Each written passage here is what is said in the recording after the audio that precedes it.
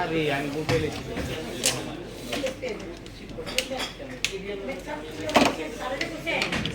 নিজে খুল আর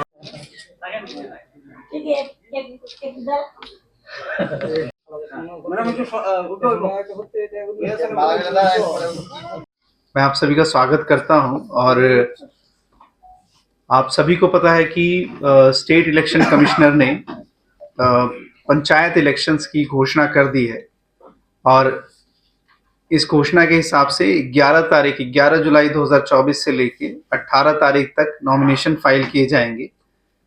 इसमें जो जिला परिषद के नॉमिनेशन होंगे वो DM office, DM west Tripura office में फाइल किए जाएंगे और पंचायत समिति और पंचायत के इलेक्शन के लिए बीडीओ ऑफिस, जो आरओ ऑफिस है, इसमें किए जाएंगे। इसी के साथ साथ नॉमिनेशन स्क्रूटनी की 19 तारीख, विड्रॉल की 22 तारीख और इलेक्शन डेट ऑफ पोल की 8 अगस्त 2024 को है। काउंटिंग 12 तारीख को सुबह 8 बजे से। इस दौरान जिला परिषद, पंचायत समिति और पंचायत के इलेक्शन होंगे। जो भी बैलेट होंगे वो बैलेट पेपर के थ्रू दिए जाएंगे और बैलेट बॉक्सेस का इस्तेमाल किया जाएगा। लगभग 451 पोलिंग स्टेशंस पे बैलेट पेपर के थ्रू हमारे आम जनता, आम नागरिक अपने वोट्स का मतदान कर सकती है। इसमें जो टोटल इलेक्टर्स हैं वो हैं 2,18,362 और हमारे डिस्ट्रिक्ट के 5 ब्लॉक, जिसमें बमूतिया, डुकली, चिरनिया, मोहनपुर और ओल्ड अगरतला, इसमें पार्टिसिपेट करेंगे। टोटल पंचायत की 91 पंचायत हैं। इसमें 556 कॉन्स्टिट्यूंसीज हैं और 1013 सीट्स हैं। पंचायत समितिज की 65 कॉन्स्टिट्यूंसी हैं और 65 सीट हैं और जिला परिषद की 17 कॉन्स्टिट्यूंसी हैं और 17 सीट्स हैं।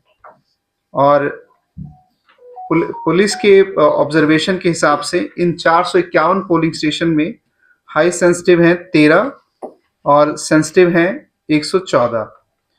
तो हम उम्मीद करते हैं कि हमारे जितने भी पीपल रिप्रेजेंटेटिव हैं, हमारे जो मतदाता हैं, ये पंचायत इलेक्शन में भारी पार्टिसिपेशन दिखाएंगे। और मैं आपको आश्वासित करता हूं कि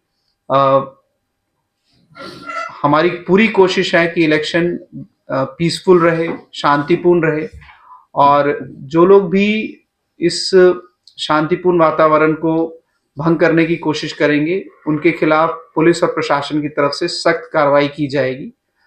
already central reserve police forces की जो कंपनीज हैं सिक्योरिटी रिलेटेड पर्पस के लिए, वो डिस्पैच हो गई है।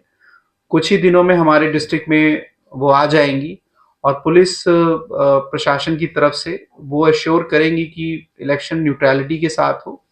मुझे ये कहते हुए बहुत खुशी हो रही है कि पहले ही दिन 17 नॉमिनेशन जिला परिषद के लिए हमारे ऑफिसेज में रिसीव हुए हैं और इसी तरह से कुछ नॉमिनेशन भी ब्लॉक लेवल पे रिसीव हुए हैं। हम उम्मीद करते हैं कि ये पूरा प्रोसीजर शांतिपूर्ण रहेगा। आम जनता और पॉलिटिकल पार्टी से भी मेरा रिक्वेस्ट है कि इन इलेक्शंस को शांतिपूर्ण और सुगम बनाने के लिए आप प्रशासन के साथ काम करें, हमारा सहयोग करें और हम इसी उम्मीद करते हैं कि ज़्यादा से ज़्यादा लोग हर बार की तरह हमारे वेस्ट त्रिपुरा के इलेक्शन में पार्टिसिपेट करेंगे। Thank you. অলরেডি আমাদের মাননীয় ডিএম সাহেব অলরেডি বলেছেন যে আমাদের যে ইলেকশন যে অ্যারেঞ্জমেন্ট উদ্দেশ্য হচ্ছে যে শান্তিপূর্ণভাবে ইলেকশন যাতে শেষ হয়। আমরা দেখেছি গত যতটা ইলেকশন হয়েছে খুবই মানে আমাদের এখানে পার্সেন্টেজ খুবই মানে আমাদের এখানে অন্যদের থেকেও খুব বেশি, কারণ আমাদের এখানে ভোটার্সও খুবই সচেতন। তো আমরা এটাকে আরও মানে যাতে শান্তিপূর্ণভাবে যাতে হয়, কোথাও অপ্রীতিকর যাতে না ঘটে, তার জন্য পর্যাপ্ত পরিমাণ ফোর্স থাকবে। তো আমাদের এখানে অলরেডি ডিএম স্যার বলেছেন যে অলরেডি আমাদের এখানে প্যারামিলিটারি ফোর্সও আসছে। তারা ল অ্যান্ড অর্ডারে থাকবে, তারা কোনো মানে ভোটিং এতে ডেপ্লয় হবে না, তারা আইন শৃঙ্খলার কাজে তারা ডেপ্লয় হবে। আর আমাদের থাকবে টিএসআর আছে, আমাদের স্টেট পুলিশ আছে, পর্যাপ্ত পরিমাণে আছে।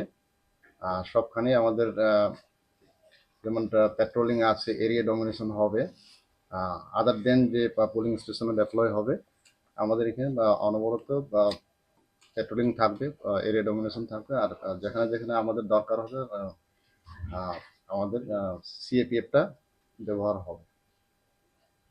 টোটাল যে 91 পুলিশ স্টেশন ওয়েস্ট ডিস্ট্রিক্টে আছে তাতে টোটাল কত ফোর্স আপনারা ডিপ্লয় করছেন? মানে পুলিশ স্টেশনে কি শুধু ত্রিপুরা পুলিশ থাকছে আর টিএসআর থাকছে? হ্যাঁ, ওইটা ত্রিপুরা পুলিশ এবং ইয়েটা থাকছে, টিএসআর থাকছে। সিএপিএফটা আমাদের ল অ্যান্ড অর্ডারই থাকবে, শুধু তারা কোনো পুলিং স্টেশনে হবে না এখন অবধি যা সিদ্ধান্ত। আহ, আর এখন আমাদের চলছে, আমাদের রিকোয়ারমেন্টও অনেকটাই আছে যে সব মিলে আমাদের এখানে যে ফোর্স ডেপ্লয় হচ্ছে, আমাদের 17 আমাদের এখানে 1728 আমাদের টিএসআর এখানে ডেপ্লয় হচ্ছে। ত্রিপুরা পুলিশও আমাদের ডেপ্লয় হচ্ছে 1215 এখানে, সব কিছু মিলে মানে টোটাল এখানে ডেপ্লয় হচ্ছে পুরাটা আমাদের ডিস্ট্রিক্টে।